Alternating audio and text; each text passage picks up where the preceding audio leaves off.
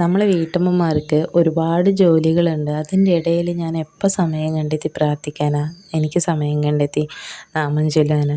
ഒരു 5 മിനിറ്റ് നിങ്ങൾ നാമം ചൊല്ലാൻ ഉപയോഗിക്കുക.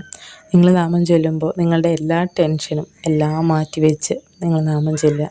നിങ്ങൾ നാമം ചൊല്ലുന്നത് കണ്ട് നമ്മുടെ കുട്ടികളും പതുക്കെ പതുക്കെ നമ്മുടെ കൂടെ വന്നിരിക്കും.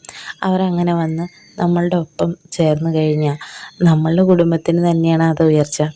നമുക്ക് ഒരുപാട് കാര്യങ്ങൾ ചെയ്യാനും ഒരുപാട് കാര്യങ്ങളിൽ അഭിപ്രായം പറയാനൊക്കെ സമയമുണ്ട്. ഡെയിലി ഒരു 5 മിനിറ്റ്സ് നമ്മൾ മാറ്റി വയ്ക്കുക. ഒരുപാട് നേരം പ്രാർത്ഥിച്ച് മറ്റുള്ളവരെ കുറ്റം പറയാനല്ല നമ്മൾ പറയുന്നത്. നമ്മൾ പ്രാർത്ഥിക്കുന്നുണ്ടെങ്കിൽ എല്ലാവർക്കും നല്ലത് വരാനായിട്ട് പ്രാർത്ഥിക്കുക. നമ്മുടെ സമയം നല്ല രീതിയിൽ വിനിയോഗിക്കുക. നമുക്ക് ഒരു ടൈം മാനേജ്മെൻറ്റ് ഉണ്ടായിരിക്കുക. അപ്പോൾ നമുക്ക് പതിയെ പതിയെ നമുക്ക് ജീവിതത്തിൽ നാമം ചെല്ലാനായിട്ട് സമയം കിട്ടും. നിങ്ങളൊന്ന് മനസ്സിലാക്കുക, നിങ്ങളുടെ മെഡിറ്റേഷൻ, നിങ്ങളുടെ എല്ലാ തരത്തിലുള്ള കാമായിട്ടുള്ള സമയവും നാമജപത്തിനായിട്ട് ഉപയോഗിക്കുക.